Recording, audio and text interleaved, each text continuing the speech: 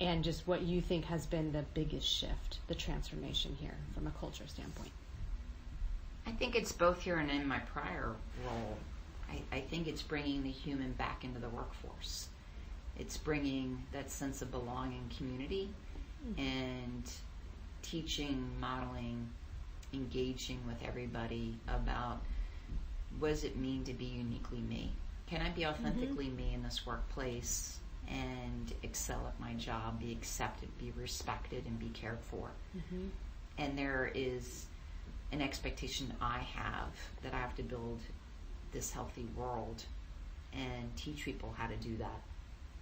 And that sense of belonging that you can create over moments, and it's organic. You can give a belonging moment over 100 times a day, and over time that creates this fabric of community that is magic. It's the 1 + 1 + 1 is not 3, it's magic. That's what it does, and it unlocks superpowers, it unlocks discretionary effort, and it unlocks the retention of that talent. It just makes it deeper in the organization. And my discovery in the last 3 or 4 years has been this thing around belonging, community, and humanity at work, and teaching leaders and each other how to have those awkward conversations, figure out what is that diverse voice that's missing at the table to unlock innovation, to unlock better outcomes, to have conflict through collaboration. And people fear it, but conflict actually creates better outcomes. And if you do it in a respectful, human way, seeking to understand and respecting, it can be multiple ways to solve a problem, the company will accelerate. And I think that John, myself, and others embracing the growth mindset, coupling with this sense of belonging, talking about diversity, inclusion, belonging together, putting the human into the community, and showing care every time, listening, responding, being transparent.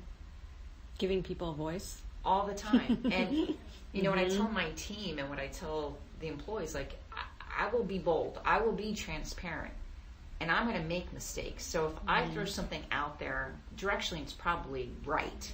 I'm betting it's right direction, but I'm going to screw something up. I'm going to mess it up a bit. It's going to be wonky. And then you're going to give me feedback.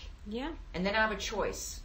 It is wonky. It is a mistake I get to fix and learn and grow. Thank you so much. Or it's not a mistake. It's designed by intent to slow you down and make you pause, make us think better, different, whatever. And you get to be educated, and you get to grow, and you get to go on the journey with me. So feedback and that transparency is only a gift for the giver and the receiver. And teaching an organization how to do that in a very cool way, I get to practice that. I love that. That's awesome. That is huge. That is a culture change here. Let's talk about the future of work. And I think you talked a little bit about this consumer experience too, the consumerized experience. But what specific strategies are we or you using to prepare for the future of work? So the thing that gets me excited, the thing I think that is so sexy right now, is the willingness for my peers and I, and peers being industry peers, and the C-suite, the CEOs, care about culture and that employee experience. It's becoming more top of mind. And I think it shouldn't be a competitive advantage. I think creating a healthy organization that works should be everyone's right to have and to enjoy. But those that get it sooner get the fruits of that.